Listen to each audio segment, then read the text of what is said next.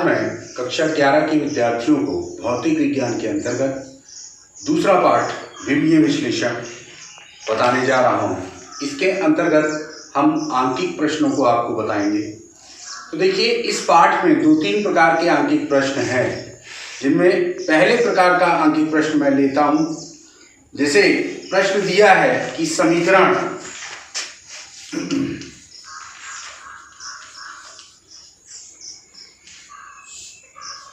v बराबर a plus B T plus C upon D plus T के अनुसार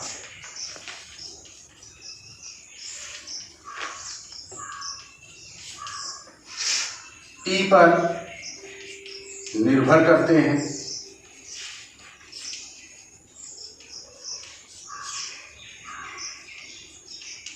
A B C D की विमाएं ज्ञात।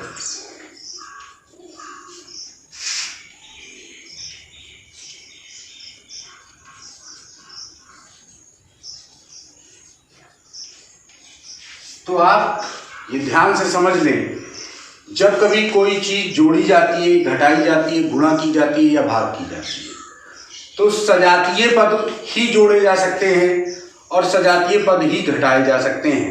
ये चीज आपको कक्षा 6 में ही बता दी जाती है। तो वही नियम यहाँ पर लागू होगा। कहने का मतलब ए की विमा बी और टी की विमा के बराबर होगी, बी और टी की विमा सी अपॉन डी प्लस टी की विमा के बराबर होगी। डी प्लस टी लिखा है तो डी की विमा टी के बराबर होगी, क्योंकि डी और टी को जोड़ा जा रहा है। जब तक इनकी विमाएं समान नहीं होंगी, इनको जोड़ा नहीं जा सकता है। एक बात। दूसरी बात, ये टोटल इस v के बराबर है। इसका मतलब ये निकलता है कि v की विमा और a की विमा ये बराबर होगी। तो v क्या होता है? v यहां पर वेग है। v क्या है? वेग है। तो वेग की विमा जो होती है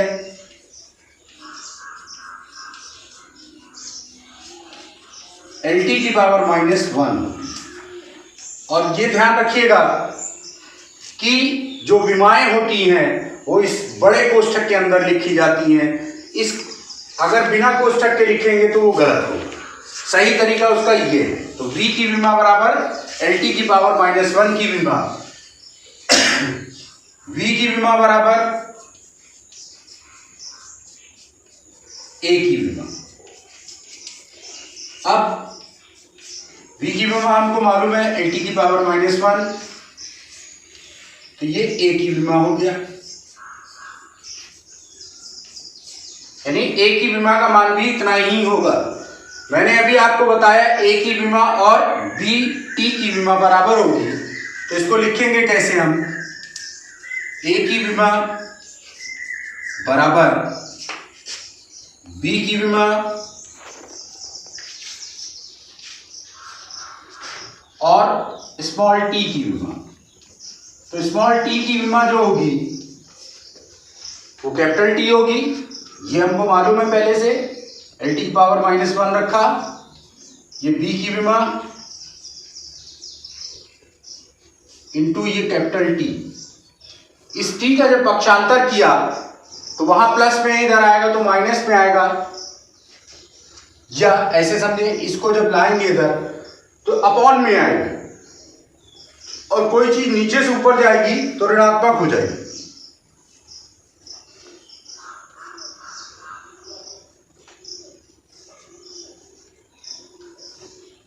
ये b की विमा हो गई। तो b की विमा बराबर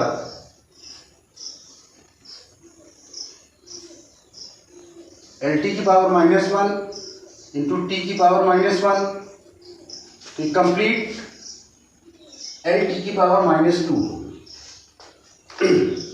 अब देखिए a की विमा निकल आई, b की विमा निकल आई। पहले देखते हैं d प्लस टी की विमा। तो d की विमा बराबर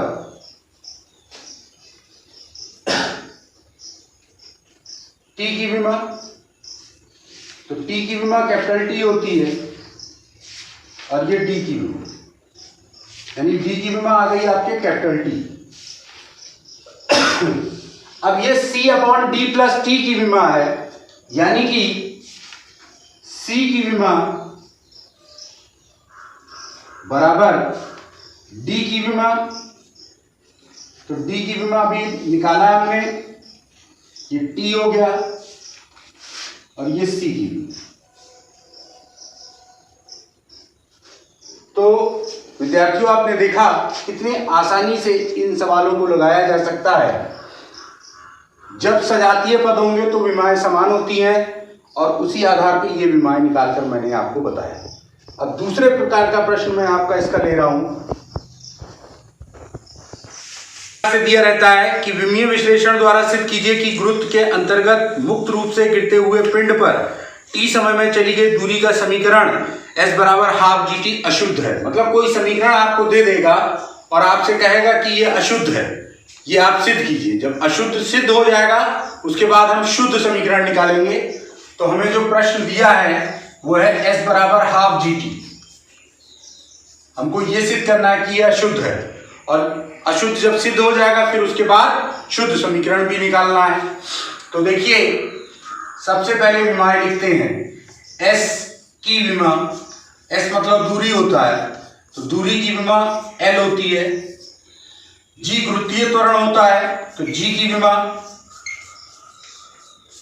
lt की पावर -2 होगी। t की विमा t हो गई। अब LHS की विमा L है, भाई LHS में S लिखा है केवल, तो LHS की विमा बराबर L। अब ये ध्यान दीजिए आप कि RHS में कोई भी आंकिक मान होता है उसकी विमा नहीं होती है, उसको हम नेग्लेक्ट करके चलते हैं। RHS की विमा LT की पावर -2 इंटू टी। इस t से ये कम हो गया तो ये LT की पावर -1 आया। अब आप देखिए LHS की विमा L है, RHS की विमा LT की पावर -1 है, यानी ये दोनों विमाएं आपस में बराबर नहीं है। तो हम लिखेंगे LHS की विमा बराबर नहीं है RHS की विमा के,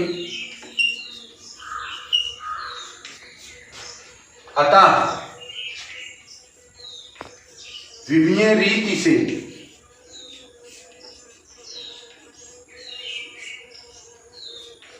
समीकरण अशुद्ध।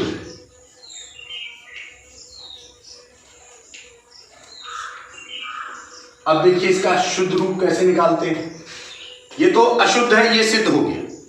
अब शुद्ध रूप कैसे निकलेगा? S अनुक्रमानुपाती G की पावर A और T की पावर B। मतलब अगर प्रश्न रूप में दिया होगा तो लिखा रहेगा कि चली गई दूरी गुरुत्वीय त्वरण तथा समय के अनुक्रमानुपाती होती है। तो हम लिखते हैं S अनुक्रमानुपाती G की पावर A T की पावर B। इसके बाद अनुक्रमानुपाती हटाते हैं और एक कांस्टेंट लेते हैं, ये हो गया।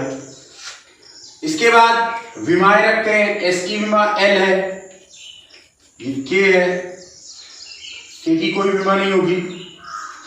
ये LT की पावर -2 है, ये A है, T की पावर B, ये L की पावर A, T की पावर -2A और +B। अब विमाओं की घातों की तुलना करते हैं। विमाओं की घातों की तुलना करने पर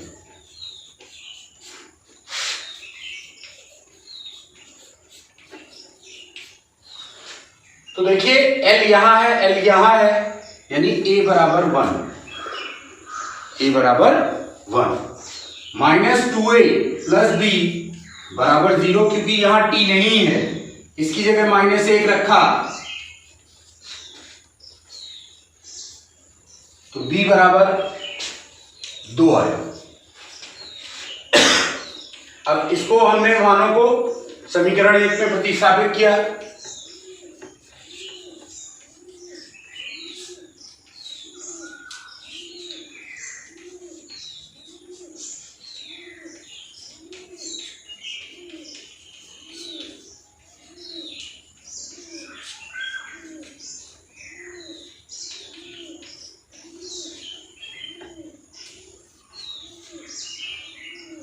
S बराबर k GT स्क्वायर आया। प्रयोगों से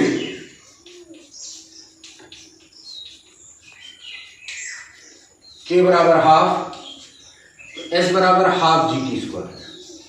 ये आपका शुद्ध समीकरण निकला है।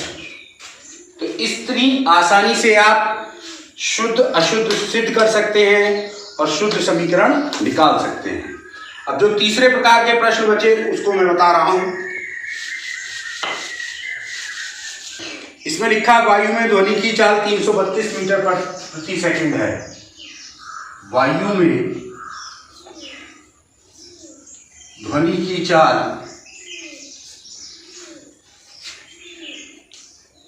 332 मीटर प्रति सेकंड है। यदि लंबाई का मात्रक किलोमीटर तथा समय का मात्रक घंटा हो, यदि लंबाई का मात्रक किलोमीटर तथा समय का मात्रक घंटा हो,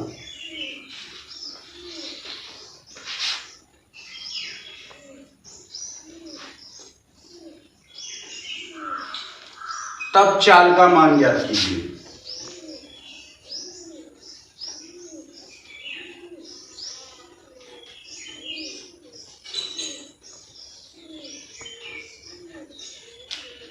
तो देखिए इस प्रकार के प्रश्न में होता क्या है। इस प्रकार में दो पद्धतियां होती हैं। अब जैसे यहां मीटर प्रति सेकंड दे रखा है, तो एक पद्धति आपकी मीटर प्रति सेकंड है, दूसरी पद्धति आपको किलोमीटर प्रति घंटे में निकालना है। या तो MKS पद्धति या CGS पद्धति या FPS पद्धति इस रूप में दे देगा, नहीं तो अलग से कोई मात्रक जब बताएगा तो इस प्रकार से लिखा होगा। अब यहाँ जो मेन चीज है वो क्या है कि सबसे पहले तो हमको ये विमा मालूम होनी चाहिए। वायु में ध्वनि की चाल, तो चाल की विमा क्या होती है?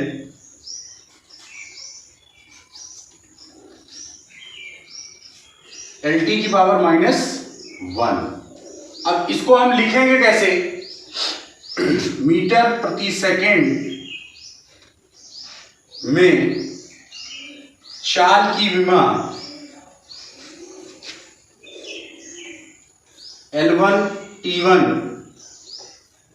तथा आंकिक मान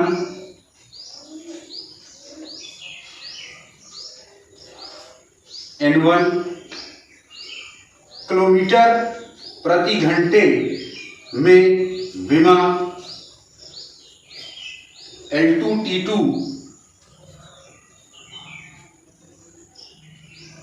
तथा आंकिक मान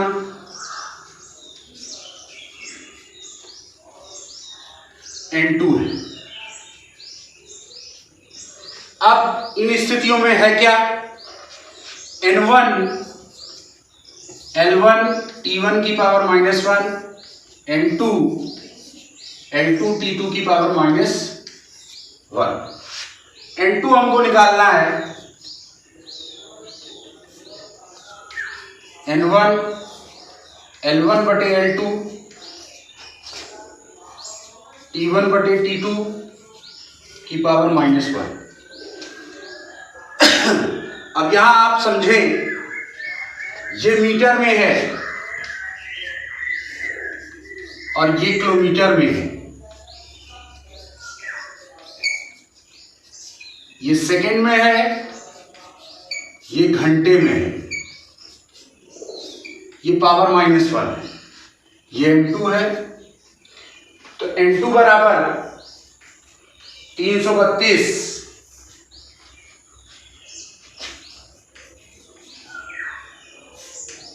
1000 मीटर, लेकिन हमको किलोमीटर में लाना है। 1/1000 किलोमीटर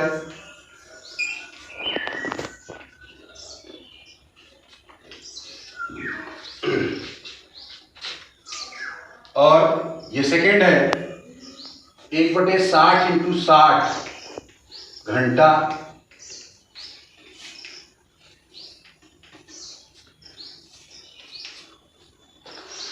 तो चूंकि पावर माइनस है इसलिए पलट जाएगा, ये वाला नीचे आएगा।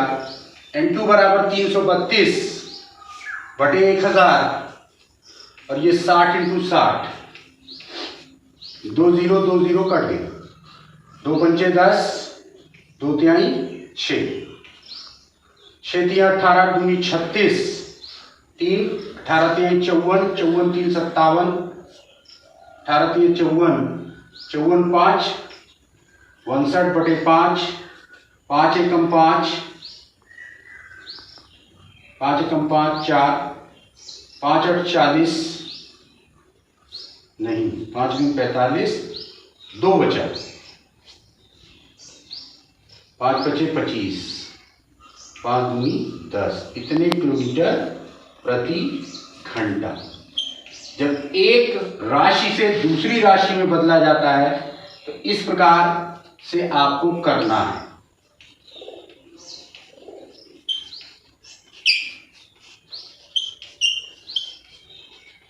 तो आप लोगों ने देखा, उम्मीद करता हूं सभी को समझ में आया होगा। आज हमने 3 प्रकार के प्रश्न बताए कक्षा 11 वाले विद्यार्थियों को, और इन्हीं 3 प्रकार के प्रश्नों पर ये पूरा चैप्टर आधारित है। अगले वीडियो में, अगले पाठ में पुनः मिलेंगे। तब तक वीडियो देखने के लिए धन्यवाद। करिए।